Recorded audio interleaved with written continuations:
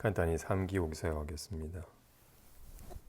거룩하신 부처님께 귀의합니다.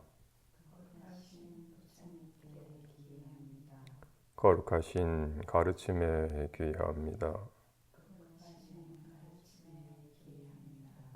거룩하신 스님들께 귀의합니다. 산 생명을 죽이지 않겠습니다. 남의 것을 훔치지 않겠습니다. 삿된 음행을 하지 않겠습니다. 거짓말을 하지 않겠습니다.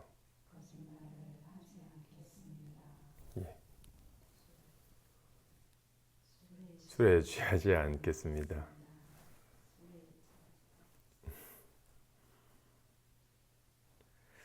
그 육조 스님이 법성사에서 처음 법의 깃발을 세우는 계기가 바람에 깃발이 흔들리는 광경을 보고 어떤 스님들 무리는 바람이 움직인다, 바람이 분다 하고, 어떤 스님 무리는 깃발이 나부긴다 하고, 깃발이 움직이는 거냐, 바람이 움직이는 거냐, 두 부류로 의견이 나누어졌는데 육조 스님께서 바람이 움직이는 것도 아니고 깃발이 움직이는 것도 아니고 그대들의 마음이 움직이는 것이다 하고 하셨습니다.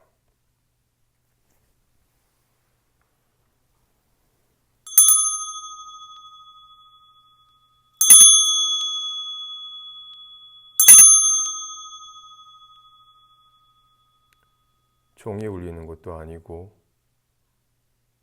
호공이 움직이는 것도 아니고 마음이 움직이는 건가요?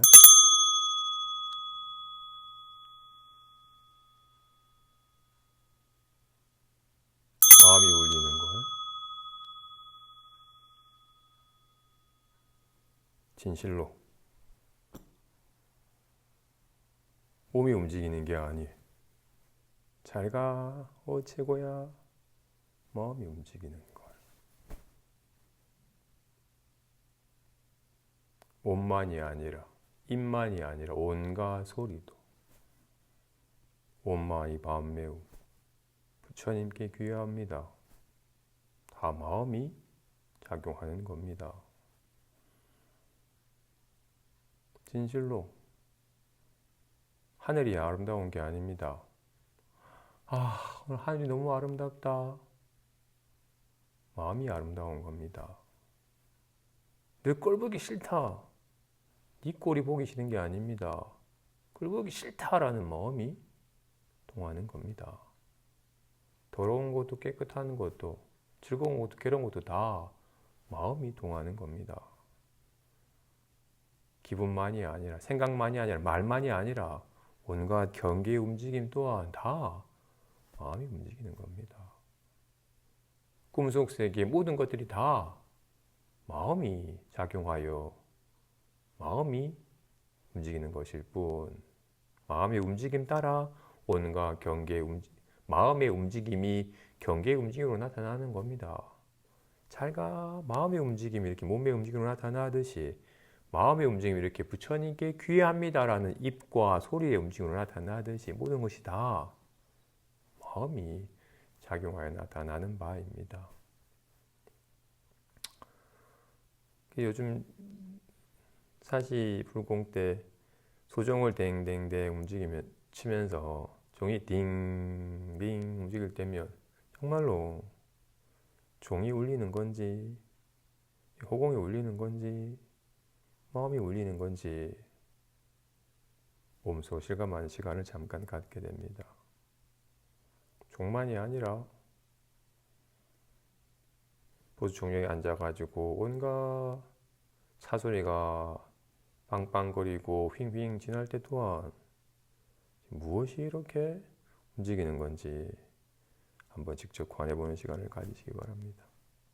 제5 운수 사리문질품 세 번째 파트 시작하겠습니다.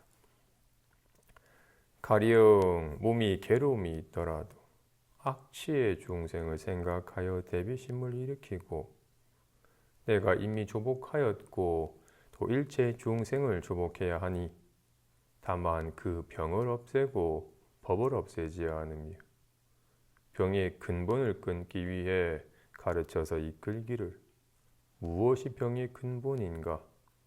말하자면 반연함이 있음이니 반연함이 있음을 말미암아 곧 병의 근본이 된다. 무엇이 반연하는 바인가? 말하자면 삼계이다. 어떻게 반연함을 끊는가?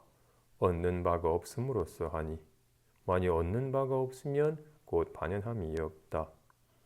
어떠한 것이 얻는 바가 없음인가?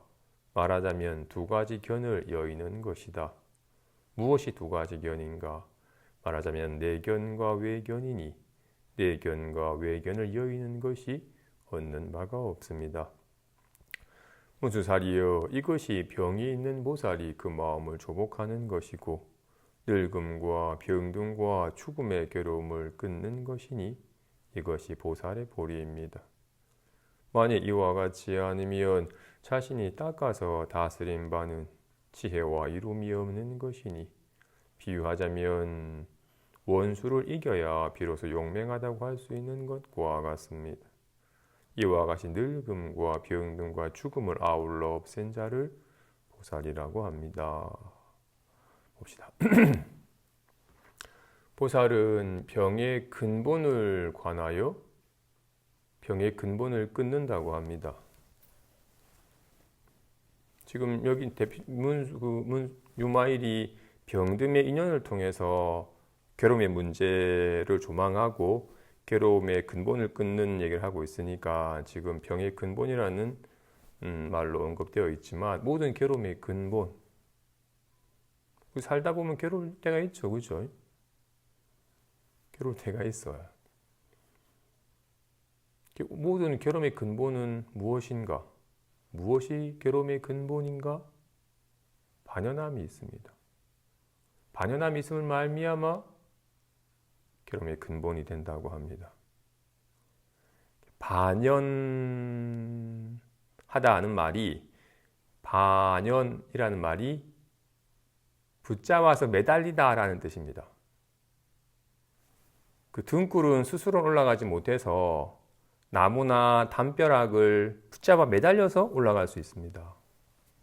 그와 같이 괴로움 또한 우리가 깊이 잠들었을 때 괴롭지 않아요. 기절해가지고 의식이 없을 때도 괴롭지가 않아요. 멍 때릴 때도 괴롭지가 않아요. 괴로울 때는 늘 반연함이 있어요. 그럼 큰일 나는데라고 생각함을 반연해요. 뭔가 생각이 일어나면 그 생각을 붙잡아 매달려가지고 그 큰일 나는데라고 모든 괴로움의 근본은 호련히 일으킨 환과 같은 생각을 붙잡아 매달려서 이 생각을 실체시하여 생각이 빠져들어서 괴로움이 벌어지는 겁니다. 공부하는 사람이 자각해야 될 첫 번째입니다. 괴로움은 그냥 있는 게 아니다. 괜히 생각을 일으키고는 생각을 붙잡아서 생각을 실체시하는 미혹함 때문에 그래서 앞에서는 병의 근본에 대해서 말하기를 어리석음으로부터 애착함을 말미암아 온갖 괴로움이 벌어진다고 하신 것과 같이 아까 말한 것처럼 등나무는 홀로 올라가지 못하고 덩굴 올라가지 못하고 뭔가를 붙잡아서 매달려서 의지하야만이 올라갈 수 있는 것과 같이 괴로움은 또한 오직 문득 허망한 생각을 하고는 그 생각을 우리는 어때? 생각하면 바로 그 생각에 매달려가지고 생각을 붙잡고 생각에 매달려가지고 생각에 빠져가지고 생각을 실체시하면서 온갖 거기 따라 요동치는 일들이 벌어지잖아요. 이거 공부하는 사람이 첫 자각입니다. 괜한 생각 때문에 괴롭구나. 일에 많고 적음은 일에 많고 적음이 아닙니다. 생각이 많고 적음이에요. 한적한 산사에 살면서도 생각이 많으면 온갖 일들이 있어요. 아주 바쁜 일상 속에서도 생각 없이 그냥 훅 하면 별일이 없어요. 생각함이 당장 잠깐 언급한 것처럼 한 학생이 시험 성적 때문에 괴로워해요.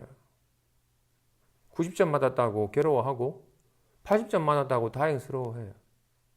점수 때문이면 80점 맞아야지 괴롭고 90점 맞으면 좋아야 될 텐데. 이번에 100점 맞을 줄 알았는데 90점 맞으니까 속상해요. 이번에 완전 망쳐가지고 70점도 겨우 될까 싶었는데 80 맞으면 즐거워해. 점수 때문에 괴로운 게 아니잖아요. 자기 생각 때문에 괴로운 거예요. 이번에 망쳤다는 생각 때문에. 와, 이번엔 다행이다 생각 때문에. 행복과 불행 또한 마찬가지입니다. 생각 때문에 벌어지는 일들이에요. 그래서 모든 괴로움의 근본은 이렇게 반영합니다. 괜한 생각하고는 생각을 붙들어 매고는 생각에 매달려서 괴로움이 벌어지는 거다 라는 걸 알았어요.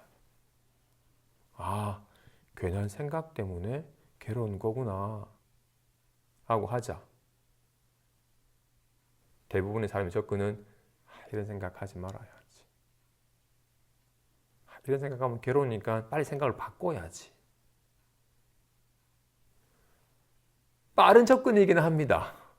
우리는 습관적으로 자꾸 뭔가 생각을 반영하여 생각을 취하여 생각에 따라 요동치는 식의 마음의 습관이 뿌리 깊기 때문에 문득 불안한 걱정 어린 생각을 부여잡고 막 불안에 떨게 되니까 빨리 이 생각을 바꿔가지고 전환을 해서 내일 친구랑 같이 쇼핑 가가지고 맛있는 거 쇼핑하면 좋겠다는 생각하는 순간 갑자기 뭔가 기분이 전환이 되니까 생각을 전환하는 것이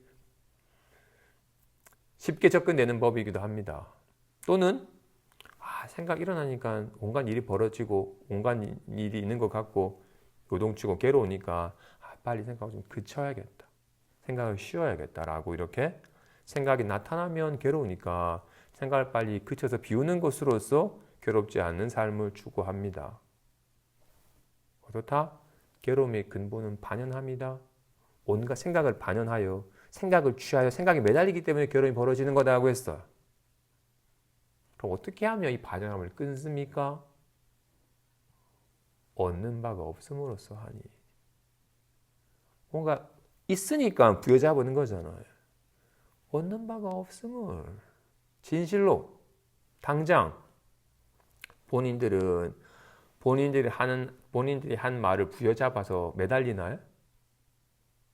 온갖 말을 해도 말이 흔적이 없어서 부여잡아서 매달릴 거리가 없습니다. 그죠? 자신의 말에는 그게 안 매달리죠. 남이 한 말에 매달리죠. 이 방금 뭐라 했노?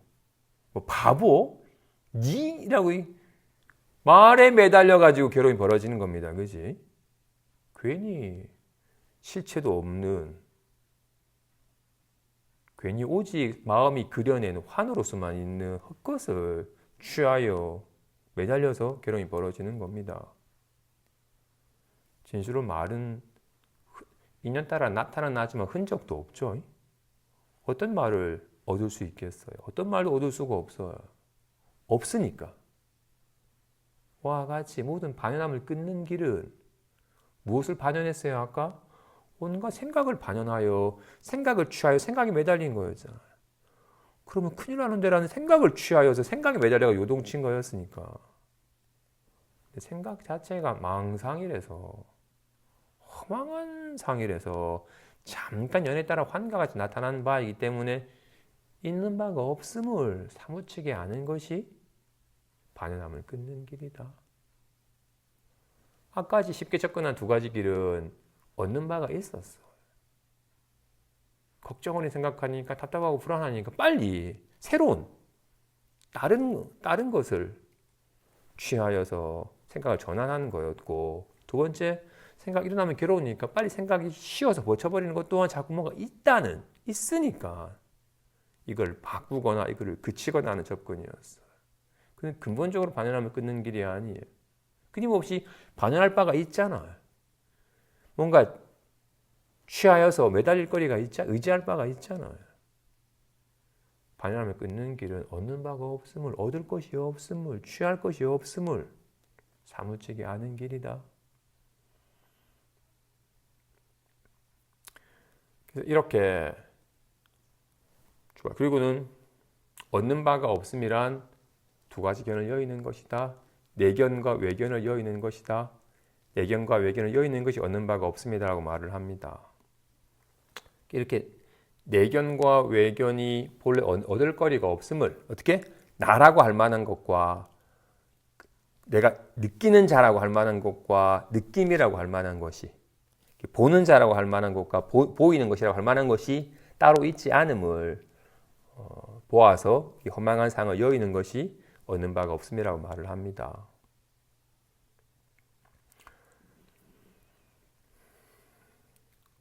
이렇게 얻는 바가 없음 두 가지 견을 여의는 길에는 자력 수행의 길과 타력 수행의 길이 있어요. 먼저 자력 수행의 길은 문득 예를 들어서 해가의 입장처럼 해가가 불안합니다. 불안한 기분이 들자 불안함을 취하여서 불안함에 매달려가지고 이 불안함 때문에 내가 계속 괴로우니 빨리 불안함을 좀 떨쳐버려가지고 편안해지고 싶다라고 끊임없이 온갖 생각과 기분을 떠올리고는 그것을 취하여 거기 매달려서 거기 시달린 거였으니까 먼저 인연 따라 나타나는 것은 마치 지금 인연 따라 나타나는 온갖 소리는 실체가 없음을 비춰보는 겁니다. 환과 같은 것입니다. 잠깐 연에 따라 나타난 바일 뿐 실체가 없는 것임을 비춰보는. 그래서 불안함이 없으니까 불안하는 자도 없음을 잠깐 불안함을 세웠기 때문에 불안한 자가 세워진 것이었지 불안함이 없으니 불안한 자도 없음을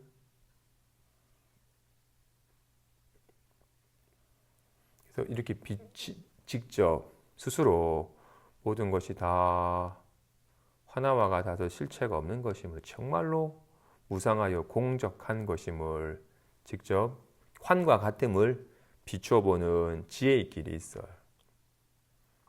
온갖 말이 생각이 느낌이 정말로 공하여 환과 같은 것일 뿐 실체가 없음을 비춰보고 나아가서는 그것을 비춰보는 자 또한 실체가 있는 것은 아님을 내견 안에서 보는 자와 밖에서 보이는 자라는 것이 실체가 없음을 잠깐 환과 같이 나타난 모양에 잠깐 이름딱지 붙인 것일 뿐 실체가 없음을 비춰보는 지혜의 조망의 길이 있습니다. 그런데 아직까지 지혜가 깊지 않은 우리 입장에서는 내가 있어. 그리고는 아까 말한 나를 시달리게 하는 불안함도 있어. 근데 잘 비춰보라고 하니까 좀 답답한데 이거 진짜 공한 건가? 내가 한번 비춰보자라고 이렇게 보려고 하는 자가 세워진 상태에서 지금 본인이 보려고 하는 대상을 세우고서 관을 해요. 보아라고 하니까 저거 진짜로 무상한 것이고 실체가 없고 환과 같은 건가? 내가 한번 관해보자라고 이렇게 내견과 외견의 상을 세우고서 이거를 보려고 하는 식의 접근이 벌어져요. 대부분 단지 바라보기만 할 뿐 또는 관찰자로서 살아가게 하는 등등의 말들이 대부분 다 인연 따라 오고 가는 것을 다 그냥 한번 잘 지켜봐라 하는 것으로서 이렇게 이것이 실체가 있는 건 아니고 무상하게 변하는 것이고 실체가 없는 것이다 라고 이렇게 비춰보는 대상으로서 이걸 관찰을 해봐라고 하는 식으로 얘기를 많이 해요. 이게 접근하기가 쉬워요. 왜? 우리가 그렇게 살고 있으니까 우리 내견과 외견, 주객에 실체가 있는 것이냐 여기면서 살고 있으니까. 근데 그동안 내가 확실하게 있고 이것도 확실하게 상주하는 것이 실체로서 있는 줄 알았는데 잘 관찰해 보면 이건 잠깐 무상하게 변해서 사라져 버리는 거니까 이것에 크게 의미 부여할 것이 없다라는 식의 자각에 이끌도록 하는 거라고요. 하지만 계속 여전히 이렇게 비춰보는 자가 있고 무상하게 변해가는 대상 경계가 있는 것처럼 여기는 식으로 접근이 된다고요. 왜냐하면 주객을 분별한 무식적인 분별이 무식적으로 분별하고 마치 실제인 양 정말로 우리는 마음이 움직이는 게 아니에요. 소리가 울리는 거야. 내가 소리를 듣는 거야. 근데 정말로 지금 이렇게 말을 할 때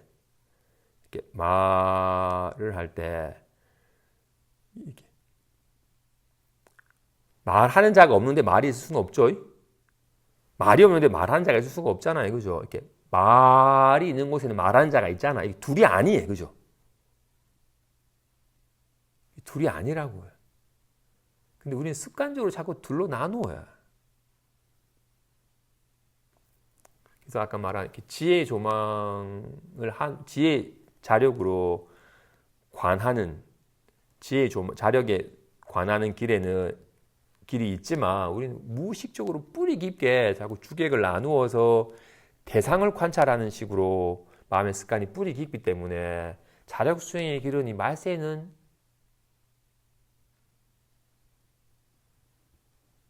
쉽지 않다. 그래서 처음에는 그런 습이 녹도록 하기 위해서 좀 타력 수행의 길이 훨씬 더 말세에는 빠르다라고 말을 합니다. 당장 이렇게 숨을 쉬어요. 내가 쉬는 게 아니에요. 그죠?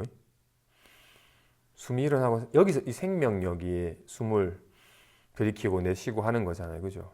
지금 이렇게 볼 때도 보고 있을 때도 내가 보는 게 아니죠.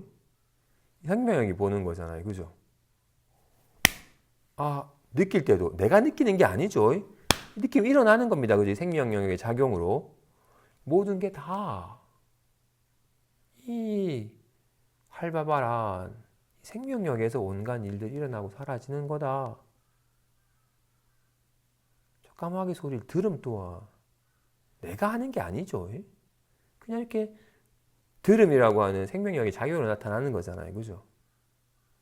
앞에서 문득 불안함을 느낄 때도 내가 불안함을 느낀 게 아니죠. 인연이 되니까 불안함이라는 모습으로 나타난 겁니다. 그죠? 여기에서 내가 한 게 아니니까 여기 이 무량한 생명에서부터 일어나는 것이니까 여기서 일어나는 것이고 여기로 돌아가니까 이걸 내가 취하지 않는 거예요. 이거 모든 것이 다 지금 이걸 마음이라 이름하든 주인공이라 이름하든 무량한 생명력이라 이름하든 여기 이 무량한 생명이신 부처님으로부터 모든 것이 다 일어나고 그 자리로 돌아가니 내가 취하지 않음이에요. 그러면 뭐였지? 자꾸 내 거라 취해서 자꾸 뭔가 취하기 때문에 결혼이 벌어진 거였잖아. 불안함 나타나면 왜 불안하지라고 불안함을 취하기 때문에 결혼이 벌어진 거였잖아.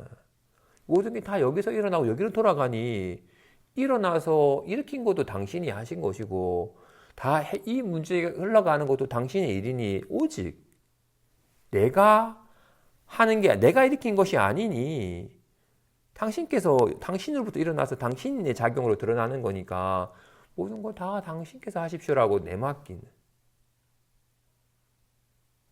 자꾸 우리 중생이 뿌리 깊게 나라는 자의식이 있고 내가 한다는 습관 때문에 지혜 자력의 길도 자꾸 나라는 상이 고수되기 때문에 바른 길을 접어들지 못하고 있기 때문에 오직 진실로 여기에 대한 믿음으로 내맡김이 있을 때 진실로 내가 하는 게 아니다. 보는 것도 듣는 것도 느끼는 것도 다 숨쉬는 것도 다 여기서 일어나고 유지하고 흘러가는 것이니 여기에 온전히 후 내맡김을 통해서 오직 이 한 마음의 작용으로 온갖 일이 벌어지는구나라는 것을 나의 애씀 없이 몸소 실감하게 되는 길이 타력수행의 길입니다. 온전히 타력 수행의 길이었지만 온전히 내맡김의 길. 나라는 나의 힘이 아니라 오직 나라는 것이 망상에 불과한 것이기 때문에 이 근본 생명의 온전히 내맡김을 통해서 여기서 다 벌어지는 일임을, 이것의 작용일 뿐임을 통해서 나라고 할 만한 것도 경계도 할 만한 것도 있지 않구나라는 지혜가 주어지게 되는 거라고요. 이런 분별이 녹아져 갈 때 비로소 한 마음을 괜히 둘로 나눠서 경계시하는 거였구나. 우리는 불안합니다. 이 불안함 떠주셨습니다 하고 자기 마음마저도 경계시하잖아. 느끼는 마음이 있고 느껴지는 마음이 있는 것처럼 자꾸 마음을 한 마음을, 우리는 꿈속에서 경계시하죠. 자기 마음을 경계시하죠. 꿈꾸는 마음이 파란 하늘로 흰 구름으로 온갖 새소리로 온갖 다양한 사람들로 마음이 나타난 바인데 우리는 이 한 마음의 작용일 뿐인데 자기 마음을 경계시해야. 일상사에서도 불안합니다라는, 이 불안함 떠주셨습니다라고 자기 마음마저 경계시하잖아요. 진실로 이런 말이 마음이에요. 마음이라고요.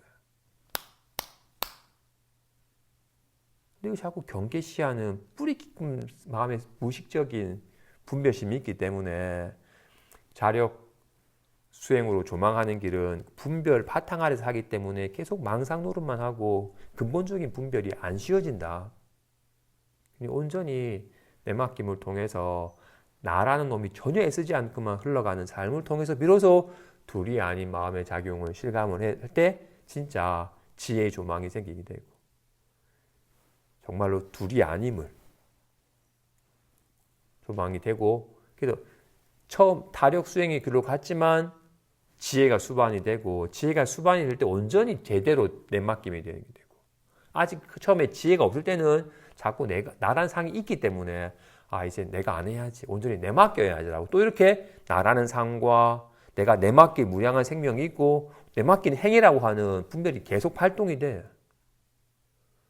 근데 자꾸 내맡김을 통해서 나라는 흔적이 사라지면 사라질수록 나는 조금도 뭔가 애쓰지도 않고 하지 않는데 온갖 일이 벌어지면 진실로 다 여기서 벌어지는 것이라는 걸 통해서 둘이 아닌 지혜가 자연스럽게 밝아지고, 그럴수록 더욱더 애씀 없이 따로 그때는 더 이상 내맡김이라는 말도 붙지 않고서 그냥 온전히 나라는 상 세우지 않고서 절로 흘러가는 삶에 젖어드는 식으로, 이 자력 수행의 길과 다력 수행의 길이 함께 수레 두 바퀴처럼 서로 보완하는 관계가 됩니다. 아까 말한, 다시 정리하죠. 괴로움의 근원은 뭐다? 자꾸 생각을 붙들어서 매달리기 때문에 괴로움이 된다. 우린 대부분 다 생각하는 순간 그 생각이 확 빠져들어가지고 생각을 실체시하여 휘둘리는 거니까. 반연함이 괴로움의 근본이다. 이 반연함을 어떻게 끊는가? 얻는 바가 없음으로써 한다. 붙들 것이 없음을, 아까 지혜 조망의 길은 불안합니다. 실체가 없음을 조망하는, 붙들 것이 없음을, 붙든 자도 없음을 조망하는 지혜의 길이 있고, 다르게 수행은 불안하다. 여기서 일어났으니 여기서 알아서 하겠지라고, 불안함을 내가 취해서 내가 다스려 없으려 하지 않고서 여기서 일어났으니 내가 일으킨 게 아니니까 여기서 일어났으니 여기서 돌아가고, 또는 이걸 금강경 독송 같은 데는 받침, 당신으로부터 왔으니 당신께 바칩니다라고 해요. 이걸 내가 취하지 않고서 온 자리로 다시금 다 받침이라는 식으로 접근을 하기도 해요. 우리는 기쁨은 취하죠. 즐거움은 취하죠. 자꾸 취하여 내 거로 만든 습관 때문에 불안함도 취하여 내 거가 돼버리고 괴로움도 취하여 내 거가 돼버리는 거예요. 자꾸 취하여, 이 반연함이라는 걸 자꾸 이렇게 붙잡아서 취하여 붙드는 것인 거니까. 여기서부터 왔으니 다시 여기로 돌아가도록 무엇도 취하지 아니함. 지혜의 조망은 취할 것이 없음, 버릴 것도 없음을 비춰보는 것이고 다력수행의 길은 여기서 와서 여기로 돌아가는 거니까 이건 내 거가 아니니까 당신께서 주신 것이니 당신께 바칩니다 라는 식으로 무엇도 취하지 아니함. 그를 통해서 딱히 취할 것이 없음이라고 하는 지혜의 수반으로 나아가게 되는 겁니다. 나아가서 늙음과 병듦과 죽음의 괴로움을 끊고자 하면 어떻게 해야 되는가? 그걸 보고 아이고 나도 많이 늙었네라고 서글픈 괴로움을 겪고 내 소화가 안 되고 요즘 위에 위장병이 걸려가지고 좀 괴롭다 여기기도 하고 내가 언젠간 죽을 거야 불안하네라고 늙음과 병듦과 죽음의 괴로움을 겪어요. 그죠? 나도 많이 늙었네 싶으니까 괴로운 겁니다. 그지? 이건 늙었어요? 안 늙었지, 그지? 쌩쌩한데, 그지? 어떻게?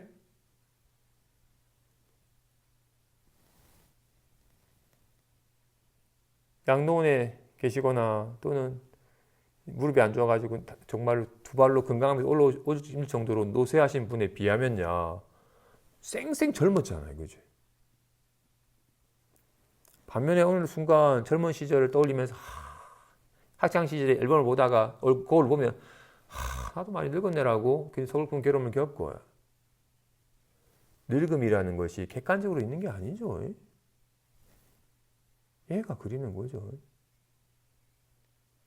얘가 나이 든 분을 떠올리며 아이고 젊다 여기고 젊은 애도 보면 늙었다 여기고 얘가 만들어내는 개념으로 상념으로만 있는 것이지 실체가 있는 게 아닙니다. 그지? 늙음의 괴로움은 늙음의 괴로움이 아니죠. 생각의 괴로움이에요. 나도 많이 늙었네라고 여기는 괴로움이에요. 늙음이라는 것이 있질 않아요. 말한 것처럼 세상에 뭐가 크겠어요? 법당이 큰가요? 금정산에 비하면 보이지도 않아요. 금정산은 커요? 우리나라에 비하면 먼지예요? 우리나라는 커요? 지구에 비하면 잘 보이지도 않아요. 지구는 커요? 작은 거에 비해서야 얘에 비해서는 법당이 크지. 큰 게 있지는 않습니다. 그죠? 작은 것도 있지 않고 오직 얘가 크다 작다라는 걸 그려내는 거죠. 늙음 또한 마찬가지로 몇 살이 늙은 거야. 늙음이 따로 있지 않습니다. 그죠? 병듦은 아이고 요즘 소화도 안 되고 위장병이 걸려가지고 괴롭습니다. 병들었다고 여기서 괴로워지는 겁니다. 그죠? 의료봉사를 갔어. 호스피스 병동에 갔더니 숨을 자기 호흡으로 모셔가지고 산소호흡기로 호덕이는 이가 두 발로 걷지 못해가지고 휠체어를 타는 이가 음식을 못 넘겨가지고 목에 영양주사를 꽂은 이가 있어. 그죠? 이렇게 건강한 것만 얼마나 다행인지 모르겠다고 여겨. 조금 전까지는 병들어서 괴롭다 하더니 지금 무지무지 건강하대. 병듦 또한 얘가 그려내는 상입니다. 그죠? 우리는 저 진짜 죽기 싫습니다. 또 살고 싶습니다라고 죽음의 괴로움을 겪어요. 죽음의 괴로움을 겪는 걸까요? 저 죽기 싫어요. 죽음의 고통을 겪는데 죽음의 고통을 겪는 게 아니죠. 아직 안 죽었어요. 죽음의 고통을 겪는다면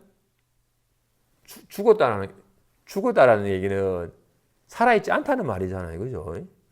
살아있다라는 것은 느낀다라는 거고 느끼면 살아있는 겁니다. 그죠? 죽음의 고통을 겪을 때는 살아있는 거죠. 죽은 게 아니에요. 죽으면 그 고통을 겪을 수가 없죠. 죽음의 고통은 죽음의 고통이 아니잖아요. 얘가 그리는 언젠가 죽을 거야. 내가 가진 모든 것을 다 사라져 버리겠지라고 여기는 얘 생각이 그려내는 괴로움이지. 딱히 늙음이니 죽음이니 괴로움이라는 것이 실체로서 있는 게 아닙니다. 오직 얘가 만들어낸, 생각이 만들어낸 허망한 괴로움입니다. 그것이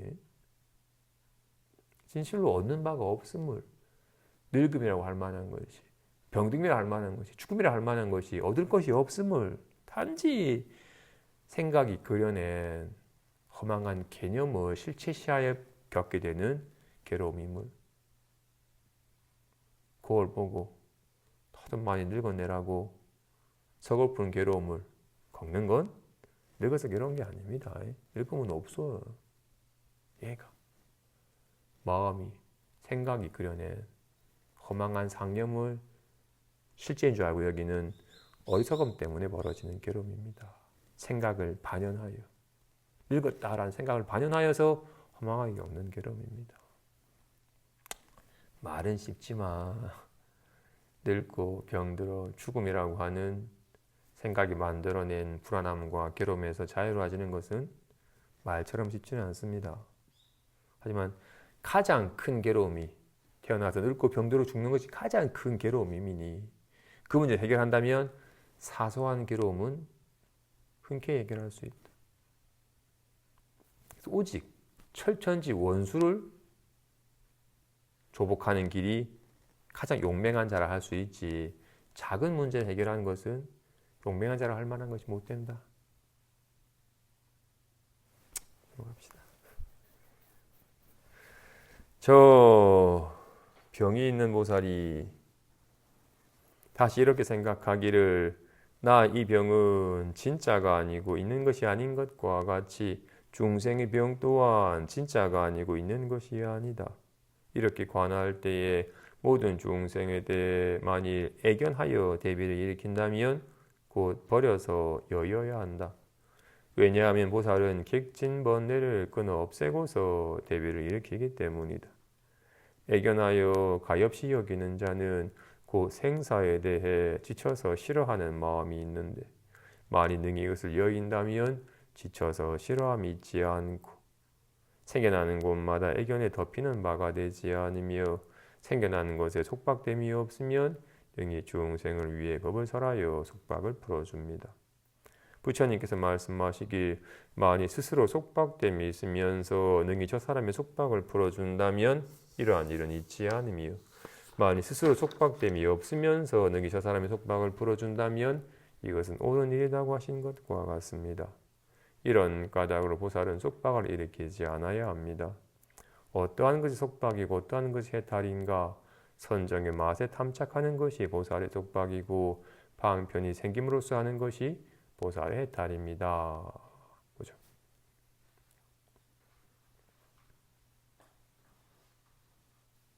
공부하는 사람이 진실로 괴로움을 겪을 때 내가 괜한 생각을 반영하여서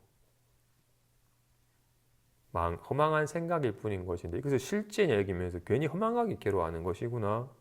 이 괴로움은 진짜가 아니고 있는 게 아니다. 내가 헛것을 헛것인 줄 몰라서 헛것을 실체시해서 허망하게 겪는 괴로움이니 이건 진짜가 아니다. 마치 꿈속에서 괴로움을 겪는 이거는 진실로 진짜가 아니고 있는 게 아니다. 마음에 그려낸 환에 속는 것인 것을 알아차리는 것과 같이 일상사에서도 우리 늘 온갖 생각으로 온갖 경계를 그리고는 그것을 부여잡고는 거기에 휘둘리고 시달리고 괴로워하잖아요. 바로 보면 진실로 이것은 진실로 어떤 말도 진짜가 아니고 말일 뿐이고 있지도 않아요. 말은 말일 뿐이잖아요. 어떤 생각도 생각일 뿐이고 있질 않아요. 이걸 괜히 실체시야에 염하게 두는 것일 뿐이니까. 그래서 비로소 공부하는 사람들은 이렇게 공부를 하면 자기 마음에 밝아져서 스스로 자기 생각의 속박에서 벗어나도 자유로워지기도 하고 내가 편안해지니 주위 사람들에게도 편안하게 말하고 편안하게 대해서 주위 사람들도 편안해져서 이 세상이 불국토가 된다. 그래서 불자는 스스로 속박에서 벗어나서 해탈을 하고 나아가 이 세상이 다 모든 이가 다 속박에서 벗어나 해탈하여 모두가 다 자유로운 불국토가 되도록 이끌어야 한다라는 얘기를 듣게 돼요. 그럼 불자가 해야 될 일은 이 세상이 불국토가 되도록 하는 것이고 저 미혹한 중생을 일깨워서 깨달은 부처가 되도록 하는 것이 불자의 길이구나라고 여기고서 이 세상을 내가 불국토로 만들어야지. 내가 모든 미혹한 중생을 다 부처가 되도록 잘 이끌어야지 라고 여긴다면 그런 생각은 빨리 버려서 여여야 한다. 진짜 보살은 진실로 나와 세계가 따로 있지 않은지라 말한 것처럼 내 마음이 온갖 욕심에 물타고 번뇌의 욕심에 화남에 치성해지니까 여기가 온갖 다툼과 괴로움이 가득한 악도가 되는 것이었고 내 마음 하나 후 쉬어서 아무 일 없으니까 아무 일이 없고 또는 온갖 인따라 벌어지는 일이 환가 같은 것을 알아서 하죠. 어떤 일이 벌어져도 아무 일이 없고 어떤 일에도 물듦이 없는 청정한 세계인지라 내 마음 하나 밝아지고 청정해지니 이대로 불국토가 되는 것이지 이 더러움에 물든 세상을 내가 깨끗한 불국토로 만들어야겠다 여기는 것은 그는 망상에 빠진 것이지 나와 세계를 분별하고 더러움과 깨끗함을 분별하여 허망한 상을 세워서 그래서 말한 애견 어떤 견해를 세우고 그 견해에서 애착하는 마음으로 불국토를 장엄하고 중생을 제도하고자 하는 것은 맞지 않다. 온갖 도리어 객진 번뇌다. 온갖 경계를 경계시하여 실체시하여 도리어 괴로움이 된다. 그런 생각을 가진 사람은 대부분 다 하다가 지쳐요. 내가 이렇게 애를 써도 세상은 여전히 더럽네. 내가 이렇게 애를 썼는데 네 아직까지 못 깨달았나라고 이렇게 온갖 하다가 지쳐서 막 싫어하고 짜증내고 포기해버리게 돼. 그건 도리어 그런 생각이 스스로를 속박하는 거예요. 이 세상을 불국토로 만들어야겠다. 중생을 부처가 되도록 이끌어야겠다라 여기는 생각이 자신을 자꾸 뭔가 해야 될 거리가 있고 스스로 애를 쓰게 만들고 스스로 지치게 만들어서 그 생각이 자신을 도리어 속박하는 것이었어. 자꾸 상을 세우는 더러운 사바세계와 청정한 불국토, 미혹한 중생과 깨달은 부처. 자꾸 상을 세워서 자꾸 뭔가 변화를 추구하기 때문에 벌어지는 거예요. 우리는 상을 세우죠. 불안합니다. 빨리 편해졌으면 좋겠습니다라고 이렇게 자꾸 상을 세우고 상을 진짜인 줄 알고 불안한 마음 상태가 빨리 편한 마음 상태가 되어야지 좋아진다고 여기기 때문에 계속 상에 집착하고 상에 매달리고 상을 구하잖아요. 보살이 이런 가르침을 듣고서는 여전히 지혜롭지 못하면 자꾸 상을 세워요. 이 사바세계를 불국토가 되도록 하리라. 미혹한 중생을 깨달은 부처로 내가 이끌리라. 여전히 이름을 세우고 상을 세우고 뭔가 추구하여 이룰 바가 있는 거잖아요. 여전히 모양에 의지하는 마음이기 때문에 애를 쓰게 되고 애쓴 대로 안 되면 자꾸 지쳐서 싫어하는 마음이 들게 되니 그건 옳지 않다. 진짜 보살은 그런 객진 번뇌를 여의고서 한다. 불국토를 장엄하리라는 애씀 없이 자신의 마음이 편안해지고 맑아지고 여유로워지면 자연스럽게 주의가 그에 감응하여 그렇게 드러나게 되고 스스로 밝아져서 네가 본래 부처인데 잠깐 생각에서 와서 그런 거니까 문제를 해결하거나 바꾸는 게 아니라 본래 문제 없음을 자각토록 일깨워주는 것으로서 중생이 곧장 부처가 되는 길을 이끄는 겁니다. 그죠? 중생의 속박은 우리 중생은 온갖 생각을 일으키는 생각에 시달리고 생각 속박이 되죠. 그나마 공부하는 사람은 알아요. 내가 괜한 생각을 일으켜서 스스로 생각이 속박되어서 스스로 시달리고 있구나라는 걸 알아서 이런 스스로 속박하는 작업을 좀 그쳐요. 막 생각을 일으켜서 스스로를 고달프게 했던 삶을 좀 그치니까 별 생각 안 하니까 별 일이 없어요. 그러자 뭔가 모를 고요한 편안함이 나타나요. 그러자 공부를 했더니 정말 편안하고 고요하고 일 없는 삶이 벌어졌습니다. 너무 좋습니다라고. 이렇게 초심자 처음 마음대로 마음이 밝아진 네가 범하는 이런 선정의 맛에 탐착해. 아무 생각 안 하니까 아무 일이 없고 아무 일이 없는 뭔가 편안한 고요함이 있으니까 너무나도 좋아요. 그러다가 뭔가 인연 따라서 일이 벌어지면 또 생각이 벌어지게 되면 내가 지금 뭐 하고 있노? 빨리 내가 도량에 가서 공부해가지고 다시금 편안한 경계를 이루어야 되는데라고 이렇게. 요동치는 것은 괴로움이라는 걸 알자. 이제는 이 괴로움이 다 사라진 편안함이 공부에 개합하는 것이고 나아갈 바라고 여기기 때문에 여기 속박이 되는 거예요. 중생은 거친 생각에 속박되었고 보살은 고요한 편안함에 속박이 되는 거예요. 이 또한 요동치는 모양에 휘둘리는 것이고 고요한 모양에 집착하기 때문에 고요한 모양에 속박이 되는 거예요. 여전히 모양에 의지하는 마음씀 때문에. 중생보다는 낫죠. 하지만 여전히 모양에 의거하는 모양에 의지하는 거친 생각을 반영하듯이 고요함을 반영하여 고요함에 안주하려고 하기 때문에 여기 속박이 되는 거예요. 보살은 여기서 어떻게 자유로워졌어요? 괜한 생각이다. 알아차림을 통해서 또 생각하네.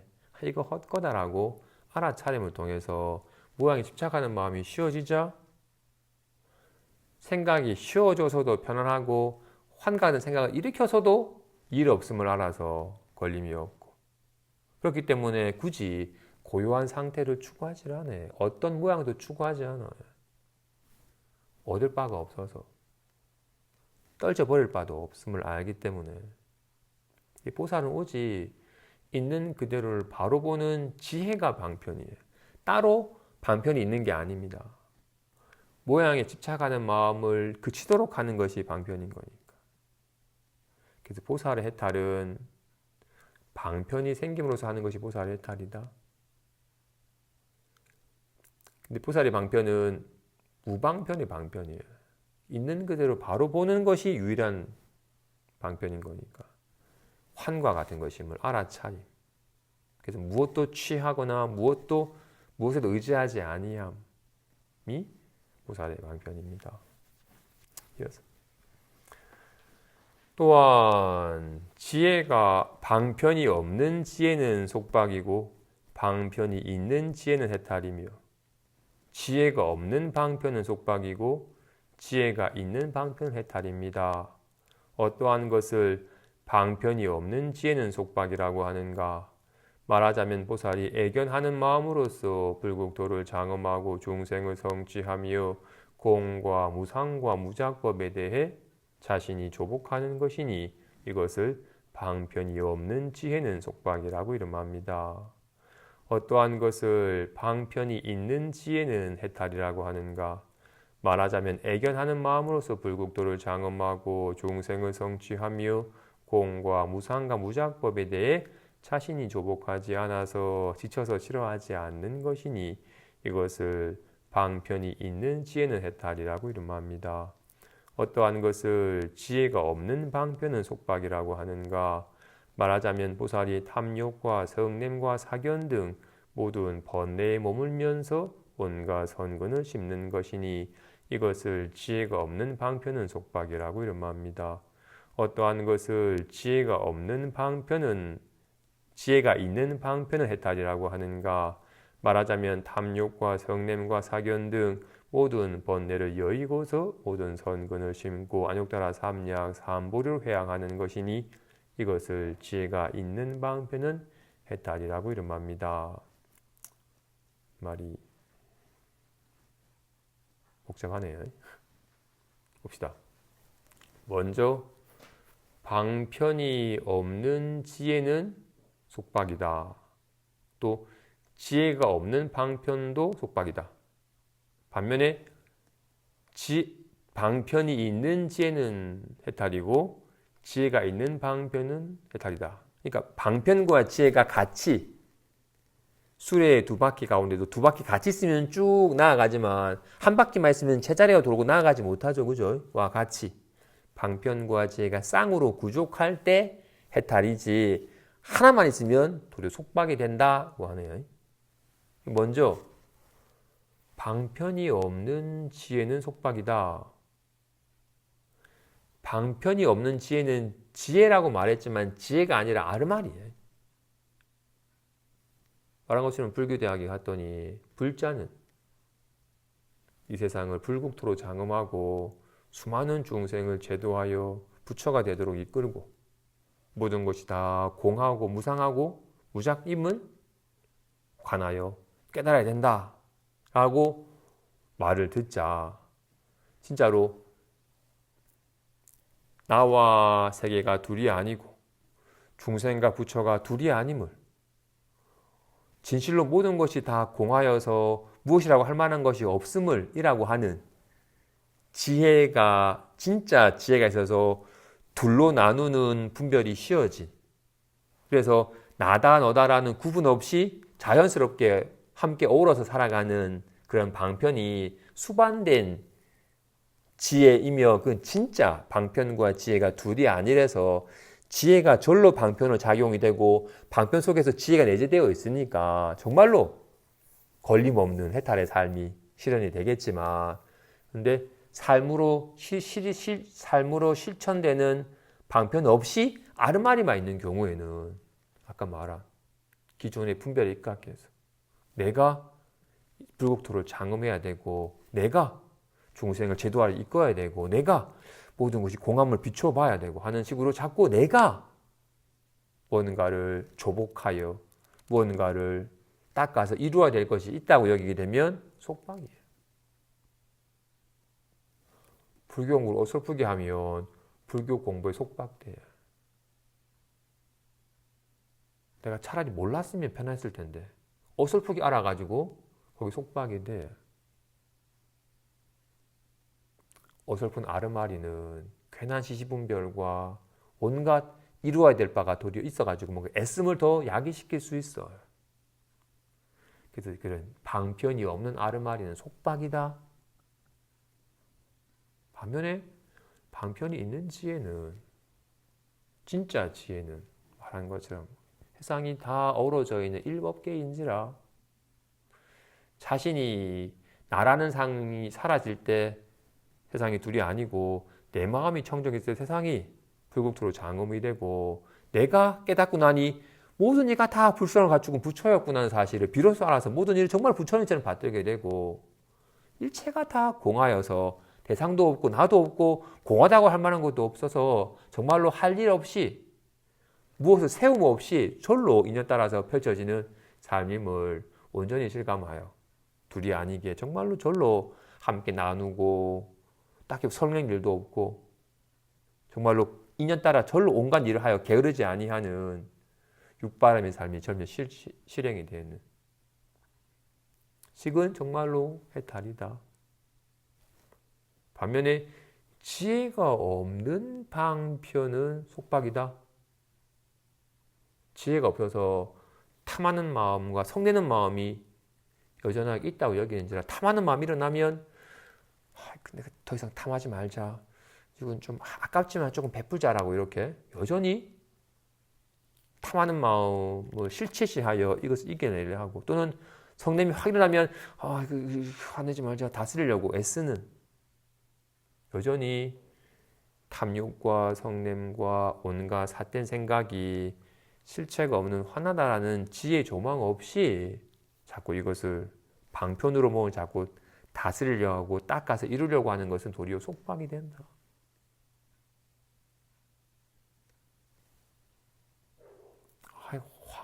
화가 자꾸 치미는데 화를 어떻게 다스려야 됩니까?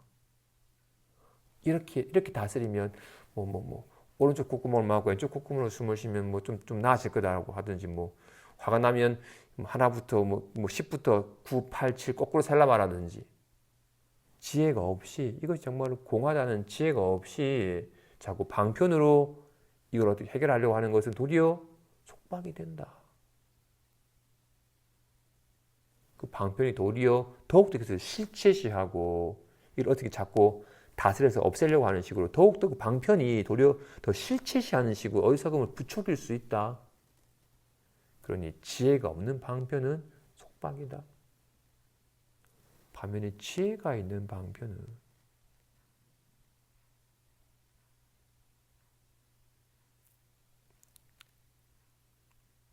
혹 탐하는 마음이 일어나더라도 내 오랜 마음의 습관이 여전히 뭔가 자꾸 탐하는 마음을 일으키는구나. 하지만 잠깐 탐하는 마음으로 나타난 것이 본 실체가 있는 건 아니니까. 문득 성내는 마음도 버럭 하더라도 이런 인연에 또 이렇게 성내는 마음으로 발동이 되네. 잠깐 이런 인연에 이렇게 모습 잠깐 발동된 것일 뿐 실체가 있는 것은 아니니까. 자연스럽게 알아차림으로써 자연스럽게 애씀 없이 자연스럽게 화남이 절로 조복이 되고 그리고 온갖 일체 일법계에 회항하는 식의 삶을 사는 것이 방편에 있는 지혜는 해탈이라고 말을 하는 겁니다. 그래서 불교 공부를 안 하고서 기도만 하고 봉사활동 하시는 분들은 자유로워지지 못해요. 여전히 기도를 통해서 내가 뭔가 얻어야 될 바, 이루어야 될 바가 있어. 그렇기 때문에 내가 기도를 열심히 하면 이게 이루어질 텐데 기도 집중이 안 되면 빨리 기도가 안 돼가지고 집중이 안 돼가지고 성취를 못 봤다라고. 빨리 열심히 내가 기도를 통해서 뭔가 이루어야 될 바가 있어. 도리어 지혜가 없어서 정말로 지금 이대로 지혜가 없으면 지금 문제가 있는데 내가 기도 통해서 이 문제를 해결해야겠다. 내가 지금은 조금 불행한데 빨리 기도해서 행복해져야겠다라고 이렇게. 지혜가 없으면 모양을 여전히 실체시 여기는 이상 여전히 문제가 있고 뭔가 부족함이 있고 뭔가 얻어야 되고 바꿔야 되는데 지혜가 있으면 진실로 아무 문제 없음을 이렇게 돼야 좋아지는 것이 아님을 잠깐 인연 내에 이런 모습이 나타나는 것일 뿐 아무 문제 없음을 아무런 걸림이 없음을 와 같이 또 외롭다라는 기분이 들어도 괜찮아. 그런 인연에 잠깐 그런 기분이 드는 것이 들 수 있지 라고 모든 것들을 다 괜찮아. 지금 이대로 있는 따라 잠깐 나타나는 것이 실체가 있는 것도 아니니까 온전히 그 인연을 그대로 다 받아들이고 있는 그대로 바로 보아서 붙들어 매지도 않고 하는 식으로 지혜가 없이 기도를 하면 자꾸 뭔가 이루려고 해. 지금 문제가 있고 봉사활동도 지혜가 없으면 내가 이렇게 많이 공덕을 지었는데도 아직까지 삶이 이런가라고 자꾸 뭔가 한 발을 세웠기 때문에 자꾸 뭔가 하다가 좀 지쳐요. 근데 지혜가 공부를 통해서 지혜가 수반된 상태에서 기도를 하고 지혜가 있는 상태에서 봉사를 하면 훨씬 더 지침 없이 기도와 봉사를 통해서 더욱더 지혜가 밝아지고 지혜가 밝아지고 더욱더 해도 한 바 없이 하기 때문에 여기서 더 활력이 이루어지게 되는 거야. 그래서 이게 지혜와 방편이 함께 가야 됩니다. 그 지혜만 있어서 삶으로 실천하지 않아도 안 되고 지혜가 없이 삶의 행동만 해도 옛 습관대로 쳇바퀴 돌듯이 반복이 되니까 공부하고 기도하고 공부하고 봉사하는 식의 지혜와 방편이 쌍으로 이루어질 때 해탈이 된다. 마지막 문수살이시여 저 병이 있는 보살이 응다 이와 같이 모든 법을 관하고 또다시 몸이 무상함과 괴로움과 공함과 내가 아님을 관하니 이것을 지혜라고 이름합니다. 비록 몸이 병듦이 있지만 항상 생사에 있으면서 일체를 넉넉하고 이롭게 하며 싫어하여 게을리하지 않으니 이것을 방편이라고 이름합니다. 또다시 몸을 관하건대 몸이 병을 여의지 않고 병이 몸을 여의지 않으며 이 병이 이 몸이어서 새로운 것이 아니고 옛 것이 아니니 이것을 지혜라고 이름합니다. 설령 몸이 병듦이 있지만 영혼이 멸하지 않으니 이것을 방편이라고 이름합니다. 지금은 몸만 표현되어 있지만 오온을 다 말하는 거겠죠. 몸과 느낌과 생각 같은 온갖 몸과 마음 작용이 다 진실로 무상하여 실체가 없음을. 주먹이 잠깐 나타나는 것일 뿐 실체가 없음을. 인연따라 잠깐 나타나는 것일 뿐과 같이 진실로 무상하여 실체가 없음을. 내가 아님을. 게다가 몸이 늙었다, 몸이 병들었다 라고 이렇게 몸과 늙음, 몸을 떠나서 늙음 있진 않죠. 그죠? 점차 노쇠해져가지 않은 몸이 있질 않아요. 몸과 변화해감, 몸이 없는데 변화해감이 없겠죠. 변해가지 않는 몸은 있지 않아요. 이게 몸과 늙음은 둘이 아닙니다. 그죠? 이게 변해가는 것을 몸이 늙어간다고 표현을 쓰는 겁니다. 그죠? 병든 또한 마찬가지로 몸이 없는데 병이 있지 않죠. 그죠? 게다가 병들거나 건강하거나 이렇게 조화롭거나 조화롭지 못함을 떠나서 몸이라는 것이 있지 않죠. 몸은 늘 조화로워서 건강하거나 부조화해서 병들거나 하는 것이니까. 그래서 몸을 떠나서 병이 있지 않고 병을 떠나서 몸이 있지 않다. 그냥 잠깐 몸이 부조화하면 병듦이라 말을 하는 것이고 좀 조화로워지면 건강이라 말을 하는 거니까. 이와 같이 몸이 인연 따라서 건강하기도 하고 병들기도 하고 점차 노사해서 언젠가는 모인 거니까 그냥 흩어져 버리는 생겨남과 사라짐이라고 이름하는 경계를 겪는다라는 것을 비춰보는 겁니다. 그죠? 몸은 정말로 변해가고 있다. 그렇기 때문에 몸이라 할 만한 실체가 있는 건 아니다. 잠깐 몸이라는 이름을 세운 것일 뿐이니까. 왔다 가는 거니까 내가 아니다. 그래서 몸과 기분에 대해서 허망한 있다고 여기서 집착해서 결혼이 벌어진 것이니까 진실로 무상한 것이고 왔다 갔다 하는 것이니까 손님처럼 잘 관리해야 될 것이지 나는 아니다. 몸과 기분에 대해서 잘 그래서 집착하는 마음이 점차 여이고 그리고는 몸이 생겨나고 사라지지만 인연 따라 생겨나고 사라지는 몸을 잘 관리해서 인연 따라 수많은 사람들에게 오온이 무상한 것이라 해서 내가 아님을 깨우쳐서 오온을 나라에 위해서 괴로워하는 사람들을 잘 일깨워줘서 스스로 넉넉하고 이롭게 하여 스스로 걸림없는 삶을 살도록 잘 이끄는 삶을 그치지 않으리라. 정리하여 말한다면 예전에 티벳의 한 립본체가 서울 화계사에 오셔가지고 그 대담회를 했더랬어요. 선방에 다니신 한 스님 여쭈었어요. 존자께서는 견성하셨습니까? 라고 묻자 예, 저는 성품을 보았습니다. 그러면 견성하면 성불인데 견성하여서 부처를 이루었으면 왜 다시금 태어난 겁니까? 라고 묻자 제가 비록 자신의 성품은 보았으나 아직 무시일의 습기가 완전히 사라진 것은 아닙니다. 저는 아직도 마음에 인연 따라 드러나는 모양을 실체시 하는 마음의 습관이 있기 때문에 여전히 수행이 완전히 완성되지 않았습니다. 그래서 저는 이 땅에 저의 부족한 수행을 완성하기 위해서 이곳에 온 것이며 또한 저를 믿고 따르는 이들에게 그 사람들을 이끌어 도와주기 위해서 이 땅에 온 겁니다. 저에게는 오직 한 가지 원이 있을 뿐입니다. 제가 스스로 자신의 마음이 온전히 밝아져서 마음이 나타나는 어떤 모양에도 걸림이 없고 마음이 묘한 작용으로 수많은 사람들에게 이 마음의 법을 일깨워 주는 것이 저의 바람입니다.